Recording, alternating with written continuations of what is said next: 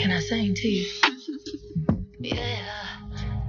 Yeah. Yours, mine, ours. Hello. Get excited.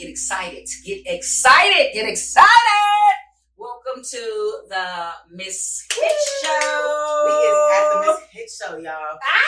They are at the Miss Hitch Show. And then I got somebody on my show, which is, I'll introduce them, but right about now, it's about me. Welcome to the Miss Hitch Show. Miss Hitch is the mental toughness love coach. Ooh, what's that? Oh, wait, the mental toughness love coach. I'm her. I'm the only mental toughness love coach out here. That name is trademarked. It belongs to me.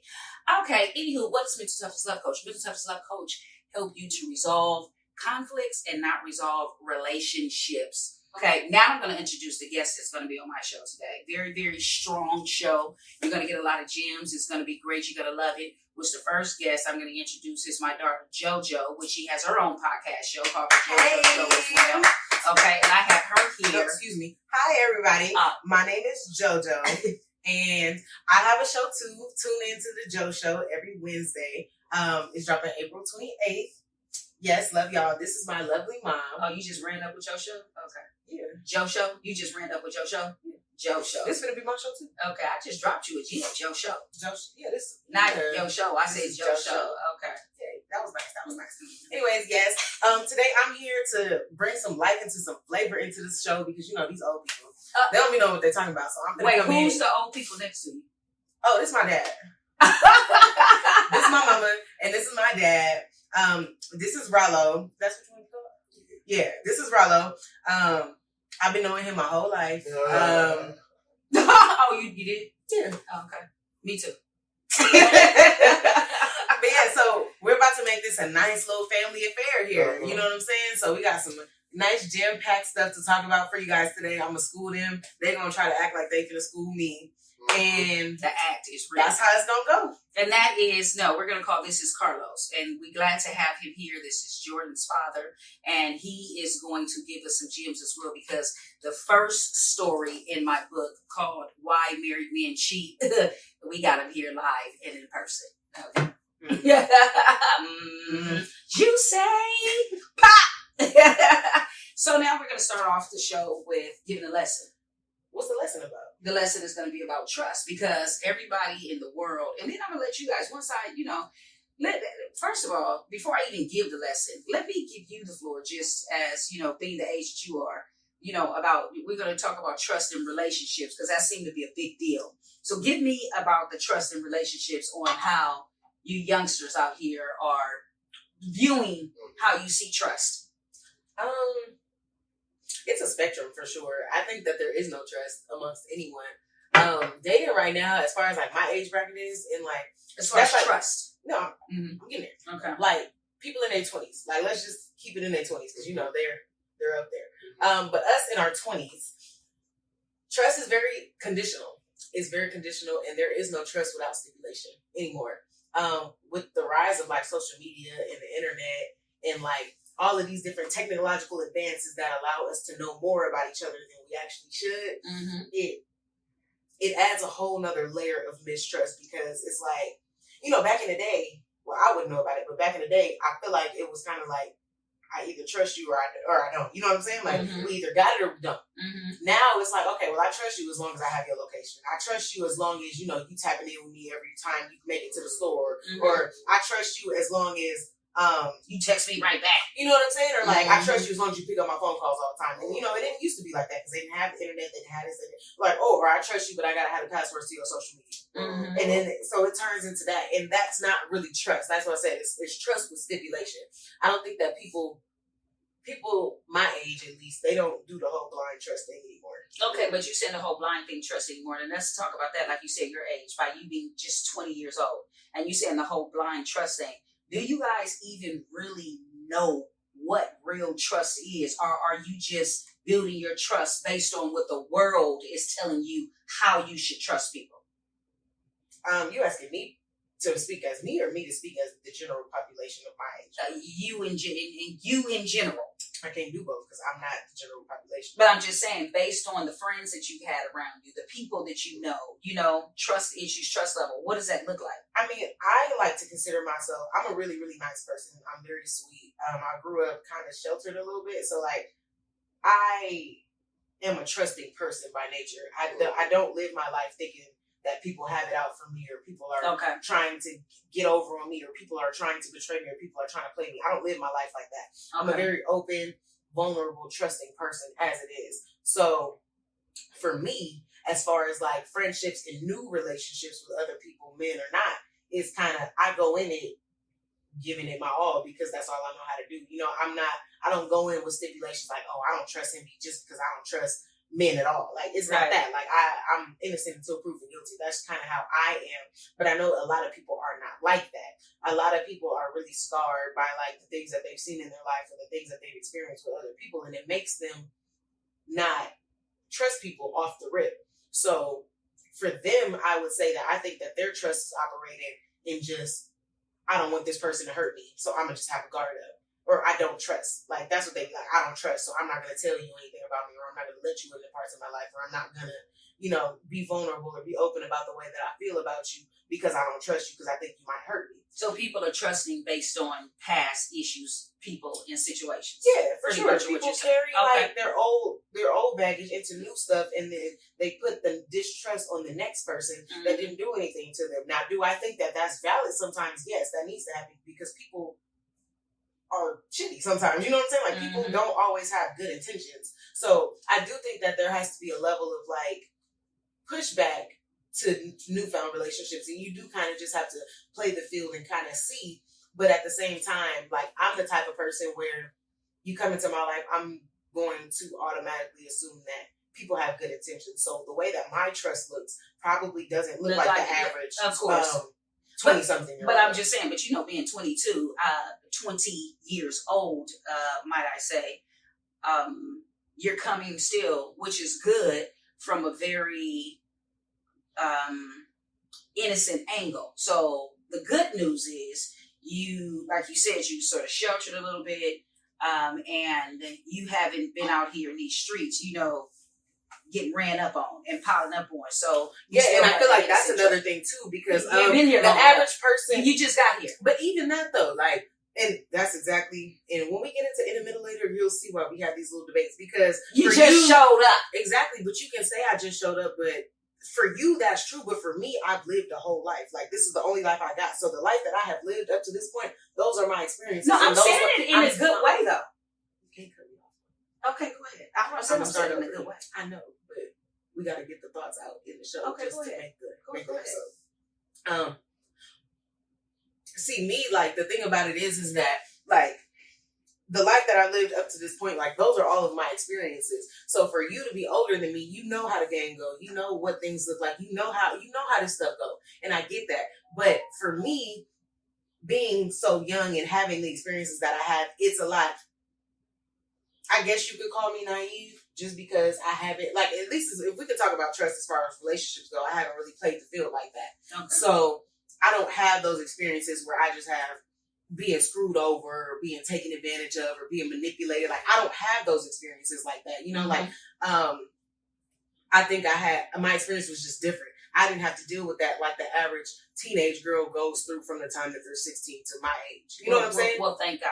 Thank God. So I didn't have to, God. Like, I didn't experience that. So I don't have an automatic mistrust for people, because I like to think that the people that I have encountered for so long never had ill intentions towards me from the start. And that's good, because, my point too is what I'm saying is you never had, those things, like you say, not been out here in the streets, not, dating so young. That's my point. Too much too soon sometimes. And you can become 20 and already skeptical out here, mistrusting because you've been dating somebody 12, 13, 14, 15, 16, and already out here, getting into the mud with people who's not good for you because just simply too much too soon. So that's good. Now let's get to Carlos. You are a whole entire man. So in the dating world and the dating scene, from what you've seen, and been into. And once again, I want to make sure I let you guys know that this is my ex-husband. So you guys know, even though that we are not married anymore, we still became very good friends. That was because of me. Drop a letter, then he got the security. So he's going to give his perspective on what it looked like for you.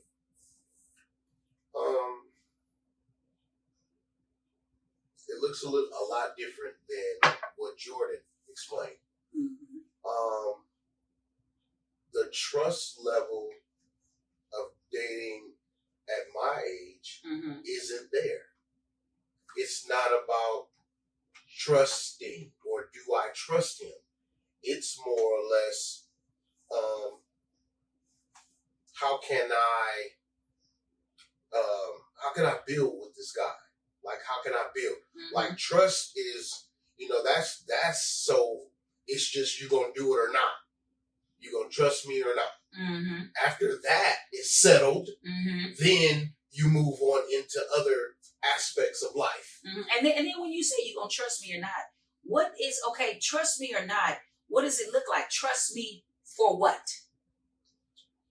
To just because we in a world that people I'm just trusting you not to cheat on me. I'm trusting you that you don't got no naked pictures in your phone. I'm trusting you. Is it beyond that? Are we going beyond that? Like your age group? Yes, it's about how can you lead? Mm-hmm. Can you as a man lead me?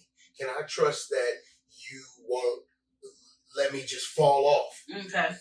That's You're meeting women like that? Yeah. Okay. Okay. That's what it's about. Okay. Can I trust you? Can I just give you this and you make it this and it be what you're gonna say it's gonna be? Mm-hmm. Mm-hmm. That's the trust that I'm coming across. Okay. Lately or? I would say just 40 and up dating. Okay. Okay. So this is what you're saying lately about trust. Yeah.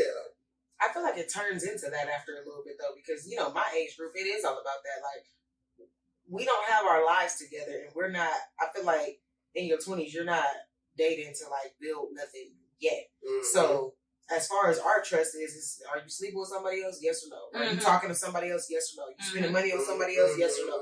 That's what it is. Superficially. Like that's what trust is about for us at the moment. Mm-hmm. Now, for my age group, if I'm speaking for myself, it's a little bit different, and that's just because I just know myself a little bit more. So my factor of trust is like, I know I'm a good person and I know I'm an asset to having somebody's life. Mm-hmm. So I'm gonna trust you because you should know what you got. Like, you know what I'm saying? Like, you should know what you got. Mm-hmm. So, and if you decide to mess that up, that's on you. Like, I think that a lot of people, I don't do the whole, like, I don't trust you thing. I'm going through fun. Like, I don't do all that just because I value my own peace and I don't have time for that. Like, you know what I'm saying? Like, it's either you do or you don't. And I feel like that's kind of like an older mindset on trust. Like, when you get up there, because it's like, a lot of women that are around my age. What? Just really on you. Like, I'm going through your phone. I'm popping up on you. I'm that's following it. you. That's it. I mean, that's the society. That's society right now. Right. Yeah, that's what's going on. That's exactly what's going on. And that's just to determine whether or not you're doing something with somebody else. From a woman's standpoint, are you doing anything with another woman? But let me sum it up because it sucks. Because yes, society has definitely gotten until even the older women, and then the older ones have gotten to, I'm looking in your phone, let me track you, let me see what you're doing. All of that ticky-tack stuff that doesn't even matter, because if you actually have to get into somebody's life and you have to do all that, then you should have trusted yourself that you chose better. And you have to actually get in there and then do all that. If you also, now we're going to break down the scenario of trust, and I'm going to drop a couple of gems. Might be for people who, like I said, a little bit more older, think better. But sometimes we have to stop using age as well as an excuse to be where you are and to not actually grow into things where we should be. Because the reason why we can't trust a lot of these adults is because they keep doing the same behavior when they was 20, practicing it. Now you 30, practicing it. Now you 40, practicing. You look up, you 50, you still practicing that same old stale behavior. And then when you start to trust yourself better, then you can see others on how you can trust them. I always give you the scenario. When you go to Ralph's, now you going to ask Ralph's if they're going to change your transmission. And when they tell you no, are you going to get in there and act a plumb nut just because they couldn't change your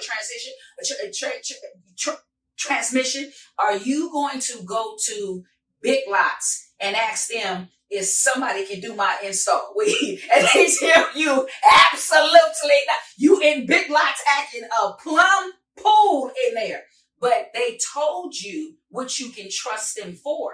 We as human beings, and this is a gym, have to look at people and have a level of understanding as to, like the old saying say, the cliche we throwing around here. When people tell you who they are, believe who they say they are. When you see people, how they move, not what they say and when they talk, but how people move, then trust the way that they move. Trust the way that they can, where they can lead you if you're trying to find someone to actually lead you somewhere. We only trust in, you're not going to cheat on me. You jumping into a relationship, it's already ruined because your mindset is already, you're going to cheat on me. Your mindset is already, I'm going to track you. The mindset is already, I'm looking in your phone. So you have failed from the very beginning. So you can absolutely forget it. Now, go a little deeper. We have to start trusting, like you said, that partners, not just the man and the woman, because we all have to get led somewhere, trusting that you're not going to bankrupt me out of my life. And when I say bankrupt you out of your life, emotionally bankrupt me out of my life. We're not out here having fun, spending life together. I'm just sitting in the house waiting on you. Is you coming? We're not going nowhere. We're not living life. We're not enjoying life. Trust that we can put our finances together and intertwine and it work. Trust that you see my feelings and in my emotions, that you're going to be able to take care and care for them. Not just this superficial, idiosyncratic moment of I'm just waiting on you to cheat because you failed already. So anybody jumping these relationships, you looking at phones, you waiting on the cheat, you can forget it. It's not going to work. It's going to be, it's a whole crash and burn. And then too much too soon. We jumping in relationships so soon just because you didn't have sex with him. Now you trust him. You done gave up the little whoop. You gave up your little whoop. Now I trust you with my whole life just because you think that there was no discussion. There was nothing. There was no discussion.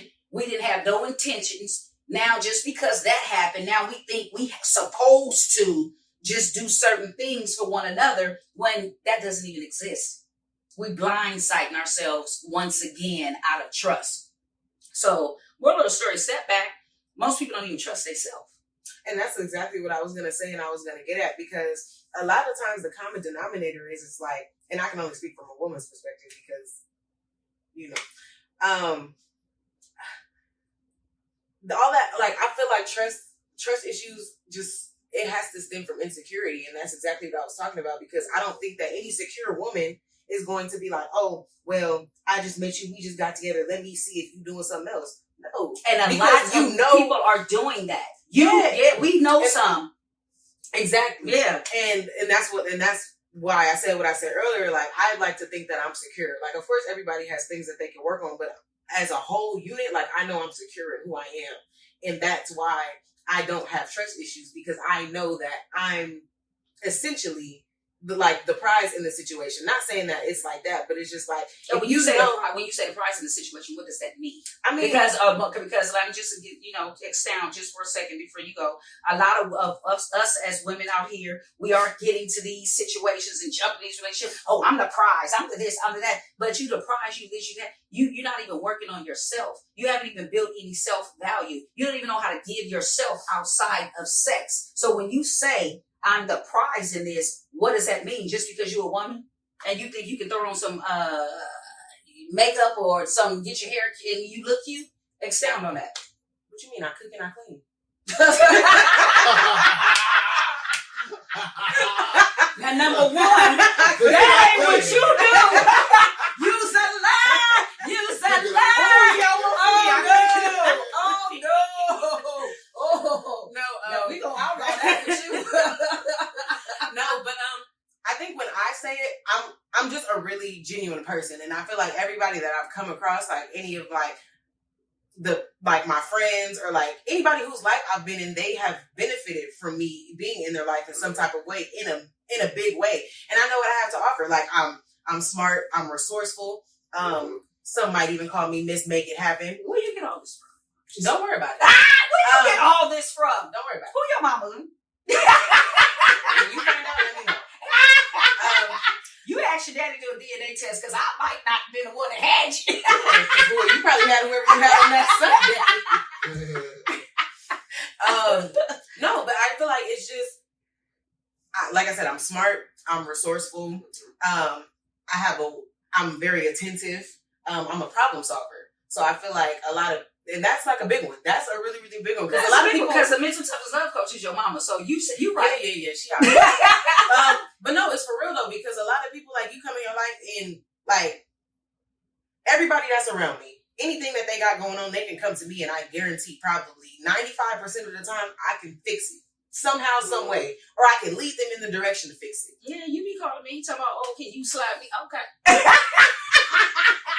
She hate when I do that. She don't even want me to be her mama all the time.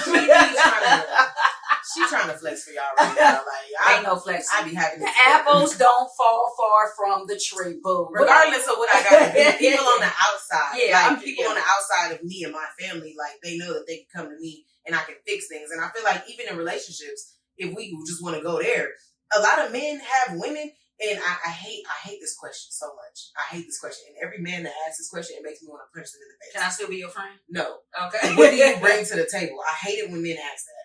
Why? Because I feel like you're the table. No. I'm not the table. Right. But I feel like the Benihana table at that. Not just the... I feel like a man that has a plan and that is in a leadership position in a relationship and is the one that's moving the relationship is not asking a woman what she can bring to the table. I beg to differ. Stop right there. That question comes up early.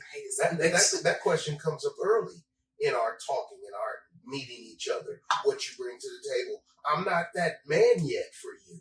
I'm not structurally sound to interact with and leadership. I haven't even shown you that yet. Mm-hmm. I'm just asking you from A to B. Like, okay, what is it you bring to the table? That's not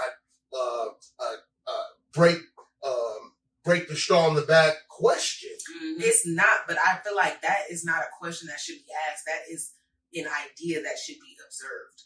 That is very very true. Because people can say anything, and I feel like. But he's saying the same thing too. I'm just sitting here trying to ask you, see what you just say. Just trying to get to know you. Right. That question comes up early in our relating. That question probably comes up the first time we talk. Because when you ask a person that too, not only.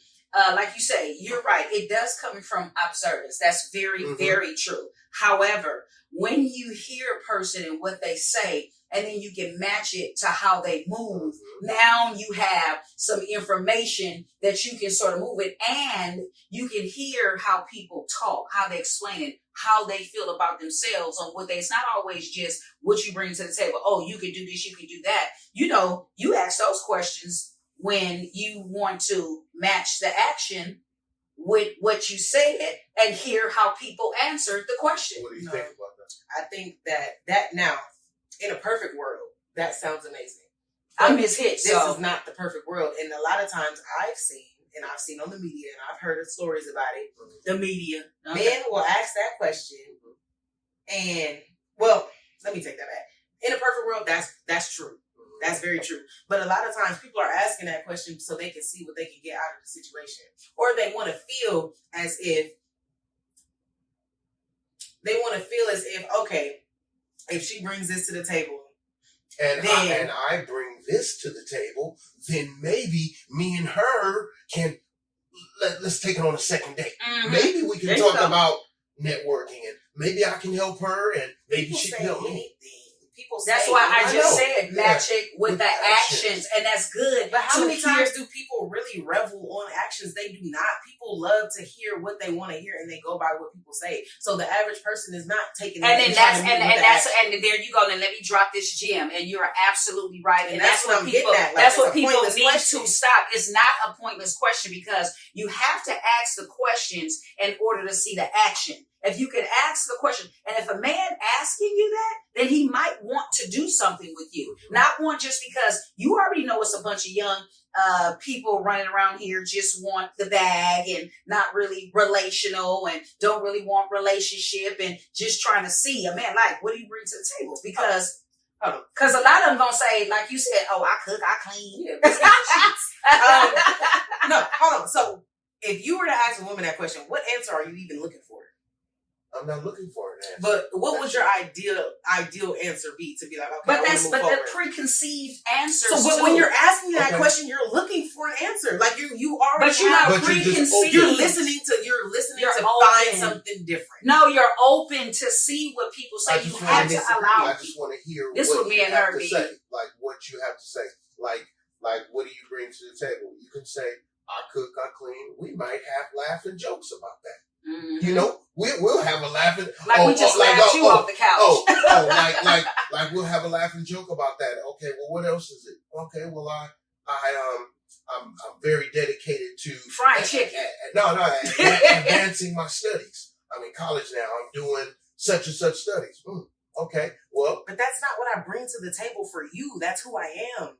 That's what I'm saying. Like, don't ask me what I bring to the table for you. Like, ask me about. But that's what that question entails. No, but that's what that question entails. If I'm asking you, like, oh, because that's basically like you coming trying to sit on my table. I'm inviting you to my table, asking you what you bring. No, like you sit down and you have a conversation about who. Like, I feel like the question just, what do you bring to the table? It just opens up a door for a transactional situation to me, and I feel like that's what a lot of stuff is. It's like, okay, what do you bring to the table? Okay, you got money, you got your own place, you got your own car. Mm-hmm. Cool. That goes without saying. That's not what you bring to the table. But that's just who you are. But you say you don't like that question. We have to stop getting offended as well over just a simple question of what somebody got to say. Yeah. Let me explain something to you. Like you just sat here and explained, Miss Ma'am.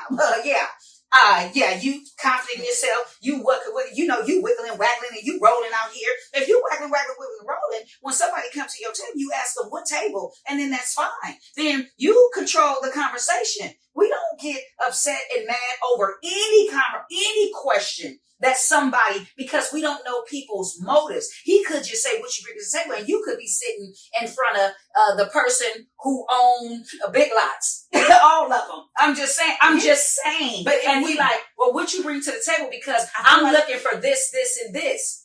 Yeah, I get that, but I feel like you shouldn't lead with what you can provide. You should lead with it's yourself. Not necessarily provide. It is though, because what you bring to the table. You can when a man asks me what I bring to the table. Oh, I'm glad you asked.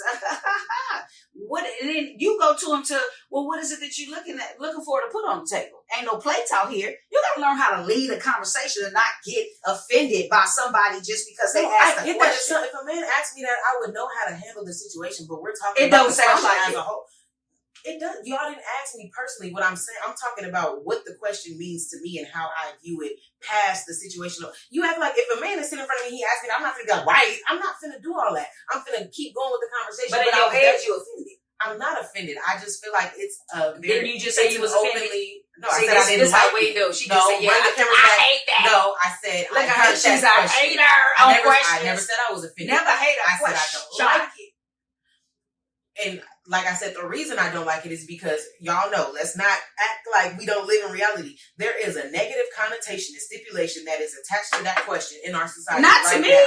Not to you, but to the general public. Yes, it is. Well, the general public is lame. Just because somebody asked you a question, why? Because you not bringing nothing to the table. You're offended. It's not that But why? And then I feel like even if somebody asks me that on the first date, I'm not gonna list all my assets just to you on the first date just because you asked me what I bring to the table. Maybe I don't bring that stuff to the table for you. Like, and I don't like. And me personally, like, if we flip it on the other side, a man comes up and he just wants to take you on a date, wants to go out and have a good time. Who out there asking that anyway? Like, I mean, I'll talk to a whole. Everybody's asking that. Everybody asks that. What do you bring to the table? Who is everybody? All you little everybody. A lot of people. Oh, you know what? A lot of people. You know why? Because, and when they do that, like you say, you have to excuse the bootleg, busted society that we're in because they're looking for something for you to put something on that. Especially women do the same thing too. Well, yeah, but we wasn't talking about women right now. We were talking about a man asking that question to a woman, and I feel like this is just a man with something might ask that question.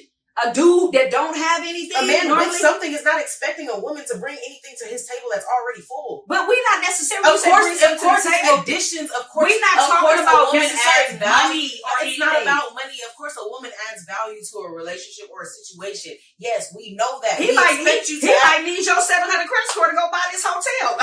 Run that. Let's do it and get you some residuals. Absolutely. You never know. But there's no way in the world. And you in your cap right now, because if a man took you on a date right now, a man that was Mr. 44%, if 44% came up and asked you what you bring to the table, you're gonna be looking like, excuse me?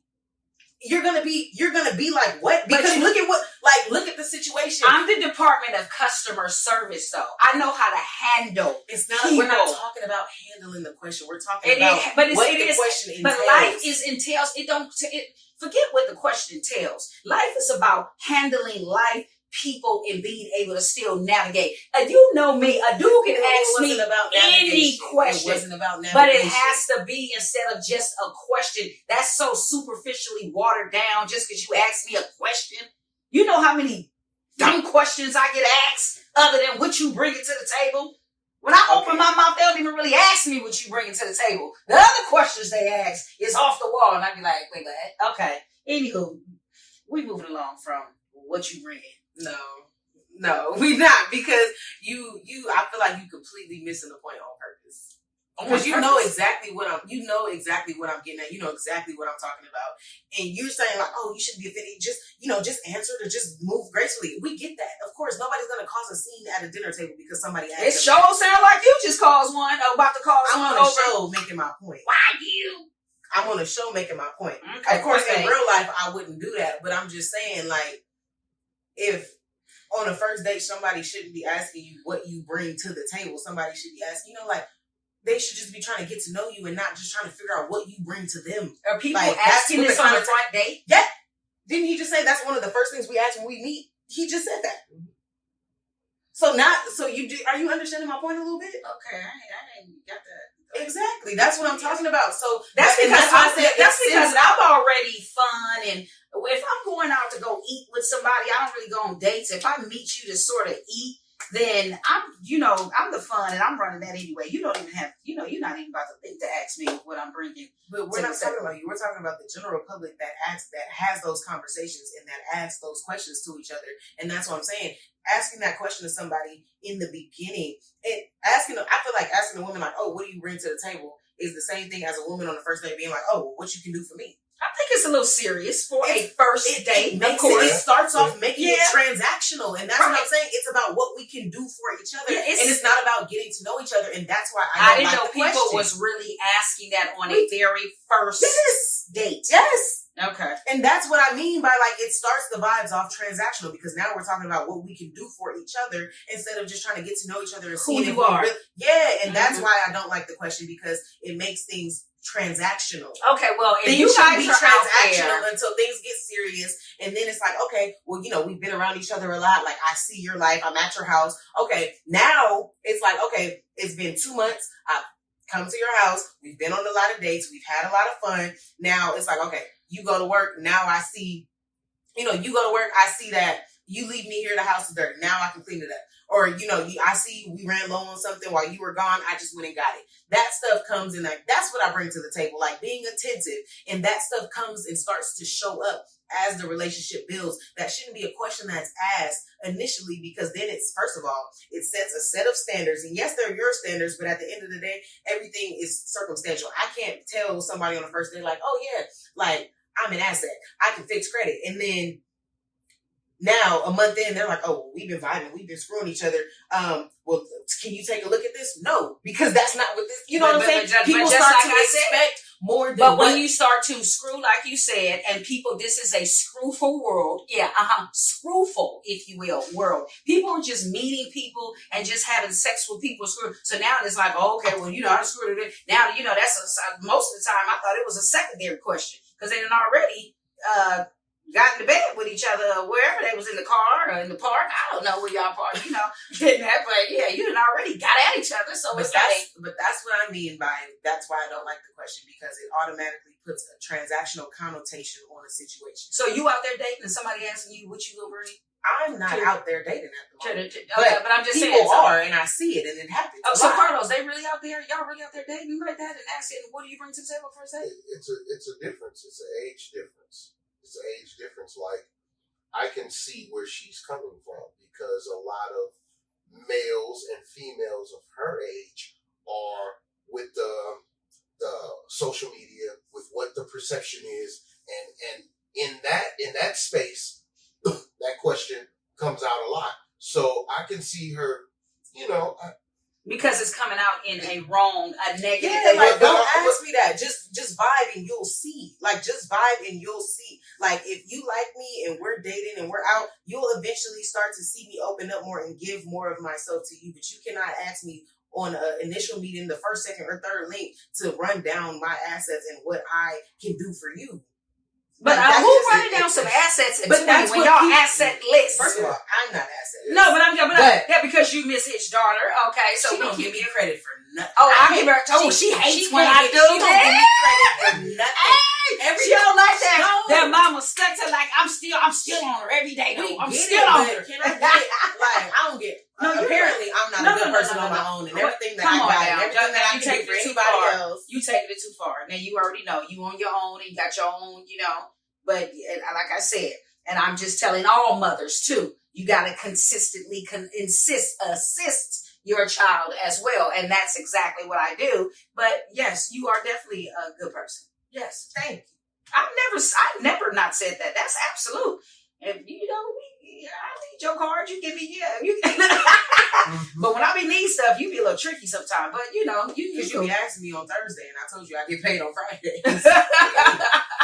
I'm talking about sending emails for me. But anywho, nevertheless, yeah. So I guess, like he said, age bracket. But that's what I'm saying. That's what makes the difference, and that's what I'm saying. Like, people do, like, men will ask that question and expect a woman to list off all these assets and things that they can do before a man even begins to court her. Like, oh, what can you do to bring to the table before I even decide to take you on a nice date, or before I even decide to spend any money on you, or before I even decide to make you feel special or make you feel like somebody I'm pursuing? What do you got for me?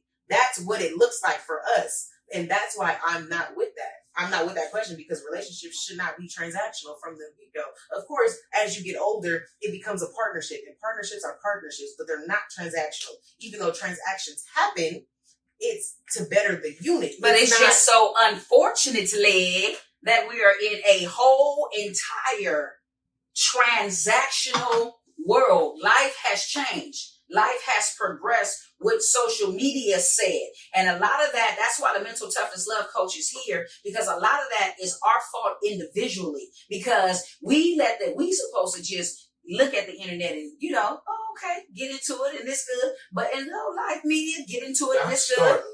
Yes, but we let it get into us. Now we live it. Now it dictates how we move. Not only dictates how we move, your movement becomes from how you actually think. And that's just ridiculous. So we can't just really even sit here and, blame, this question or what people really coming up with. It's the people on how we have got so saturated in the internet and social media. It has adopted and become our lives. Back in, just say when my parents were still together, we had household, family, kids. We was working. I saw my parents work together in there. Okay, they still had Channel 5 News, Channel 4, 2, Days of Our Lives, all that stuff. Of course, they didn't have the internet because life dictated families at that time. So we did families. So now that I see that life don't dictate families, life dictate, like you said, what you bring to the table, hoeing up and blowing up, and let me see who I can go out and screw, and I don't need no man, and I can just be a baby mama, and I don't need a husband to have a child, just let me have a fatherless child out here, because life has dictated this. Life did. Now everybody's not thinking about this, but it's far few in between now that you see everybody. That's why you see they promoting to you guys, just be a baby mama. Get your rapper, be a baby mama. Don't worry about no husband. Don't worry about the baby daddy. You know, your father being there in the household, any of that. Just go out here. And society, most of society, a lot of society, not all, is really sucking that in and really taking it face value. And it's ruining the love that was actually in this world to actually have a love for people. What do you think about that? I think that that's true. I agree wholeheartedly. Like, all of this that I'm talking about is a derivative of what social media has done to the culture, has done to the community. And unfortunately, this is going to be taboo, but I go to school with a lot of white people and they do not act or operate like us. And that is, that I'm trying to say, like, this is really a black demographic thing because white people do not have those conversations. And I know that for a fact because I'm around them and I hear them about like what women can bring to the table or what men are out there doing. It's not that with them but because also, they you go to a Christian. No, I said, make sure you let them know you go to a Christian. Okay. But what I was saying is that like they are more focused on like finding someone and building together. Like they start there because they have access to that. They have examples of that in their homes. They have examples of that in their families. So they understand the value of putting together and building a team. There's like a whole stigma in my school and it's called Ring by Spring. You come in the fall and you're expected to get married. They are looking for marriages by the spring, men and women. So they are young and they value marriages and they value families and they value households. There's a dude in my class right now. He's like, oh, y'all, I'm so excited to tell y'all I'm finna propose to my girl. He's 21 years old. Like, so it is our community and it is our diaspora that kind of pushes those unlimited expectations and kind of just, you know, pushes these narratives of like, you know, broken households or it's okay not to be a family and all that stuff. Now, granted, white people go through their own problems in the household. You know what I'm saying? Like everything is not just peaches and cream in their marriages and stuff, but they do have different values when it comes to families and households. But I'm just saying media is pushing it, and they even pushing it with the biggest family out there, which is those Kardashians. Okay, y'all pretty much baby mamas. They're black adjacent because they all have babies by black people. No. I'm just saying they use them. They're Armenians, right? So they use them, the women, to push also just to have a baby and not be married as well, you know, because all of them, except for Kim, she came up. But then you see, once she, you know, looked like it was a problem out there with Kanye West, then, now you want to get this whole big divorce. And then in 2 days, you was somebody, a whole nother man in the media. So you see what they pushing, like, forget love. Forget that I was married to Kanye West. I'm going to go right out here and go get with a man that's even younger than me out here and let everybody know that I'm having sex with the next man. You see the agenda that's being pushed? I get it. I get that. But this is just my opinion now, I don't think that the Kardashian family are the poster child for who white women look up to like get their inspiration. It's not them. It's not them. Like, who is it? They don't, I mean, I wouldn't know because I don't follow those people. I'm not in those spaces, but there are other people that they look up to that aren't them. Like, and I don't know their names, like I said, but I hear it and I'm around those people and they talk about these people like, oh, so-and-so got married. Like a lot of them, you know, they follow like the athlete wives or they follow like tech wives, you know, they're into stuff like that. So they have their ideas that like they want to be around good and successful men and they don't get into all this stuff that we get into. So I was just saying, adhering to your point that like, I hate to say like it's a black thing, but it is. It's more so of a black thing. More so, yeah. Of course there are white baby mamas and all that, but our culture in the way that, and like what we pay attention to and what we see, you know, on our fronts, it is that. So it's not everybody. Like the call is coming from inside the house. Like, and it's unfortunate. So give us a topic, Carlos, that you would like to just, simply discuss just about dating, being out there. Talk about dating after divorce. Hold on. Restructure that and then just move us into the next topic, because the question is, what does dating look like for all three of us? So cut that and then just be like, all right, well, we're done with that. We're just going to move into the next segment.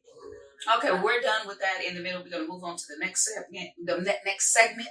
Sorry. Okay. Well, we're done with that. Let's just move into the next segment. Let's talk to Carlos about, being a man and dating after divorce. What does that look like for, of course, a man? Now, we have to take into consideration that mostly it's 40 and up is what I go after. Oh, you go after? Oh, you're not going after? Yeah, mostly it's 30. When did you start? 30? 30, about 38. When did you start going after 38 and up? Because we've been divorced for quite some time, for about, 15 years now? So it's like you notice that younger women only offer so much. And what's that? You can only take them so far. Where's that? What's the so much they can offer? Whatever it is the night offers. Whatever the night offers. Okay, so we're back with the new segment. Yeah. And then I was asking Carlos, and like I said, once again, we have been divorced about 15 years now, a long time. All my life. What does dating after divorce for a man look like? Like I said, with me and you, it's been a while. Mm-hmm. So I just want to let all his new little girlfriends out there know. In those years that pass, you tend to gravitate towards what can be more of a success to you. Like, younger girls, they only are for, the having fun. Mm-hmm. They're having fun. That's it. Mm-hmm. Then you get into the older women. They're more, might have one kid. They mm-hmm. pay their rent. They work. So they're a little bit more in their ways. Responsible? In their way. Well, yeah. What when you say in their ways, what do you mean? Like, just getting through going to work and raising their kids. They scheduled. Yeah. Okay. Yeah. Okay. And when you say getting in the way, raising their kids, they're already scheduled. Okay, I got to get up, I got to go to work, I got to do my 9 to 5, I got to do my kid. So what you're saying is, and I'm asking questions, so you got to find out how you fit in. I like that because it doesn't allow the pressure to be on you. Mm-hmm. Whereas if you meet a woman that's 29-ish, mm-hmm. Attention is more focused on you okay. than a woman who is got her stuff. Mm-hmm. So somebody with something going on, so they not just sniffing up you all the time. Yeah, right. They not on there texting you. Where you at? They got something going on. I can't stand Which do you prefer? Which do you really prefer? Yeah. Did you prefer getting with a bitch? So did you date after? So did you get into a relationship after your divorce? Well, that was Well, let me back up. So in dating, the backup is real, ladies and gentlemen. In dating, you tend to, like I said, 37, 45, a little bit more structure, a little bit less needy, mm-hmm. a little bit, all right, that's what I can play with. Mm-hmm. So for me now, it's all about just advancing myself mm-hmm. and whoever is in my corner to help. Now, she says... Are you with anybody now? No. Okay, let me ask a question before she said. How soon did you start dating after divorce? Oh, you messy. She's been 15 years. She's messy, though. She's messy. I have to go back. Miss Hitch I love him. How soon did you start? I don't even know. Oh, now he don't know. I'm saying that no amnesia. No, there were so many different stages. stages. Amnesia kicking in Turkey. There's so many stages in a divorce that I don't know what stage it was in. Like, I don't know if when we first divorced, like, I wasn't dating anyone like that. You a lie. I wasn't trying to. Y'all, I'm gonna let him go ahead. You say that, but it wasn't a dating thing because I wasn't trying to have nothing. You could think about, well, past experiences, but that wasn't. I wouldn't call that dating. She gonna see this and be mad. I'm gonna cut that part out. I'm just cut what part out? This won't get cut out. No, I'm talking about what I just said. Oh, yeah. So that's what it is. It's basically I want a woman that's low maintenance. Like, I don't have to call her every 20 minutes, or she's not on my phone every somebody that's 10 secure. minutes. Somebody that's secure. Got something going on. I mean, it comes with the territory. I feel like for like y'all, from what I see, and just how I've seen successful marriages, I think I only have one example. But it's kind of just like, okay, let me ask you this question. What is a successful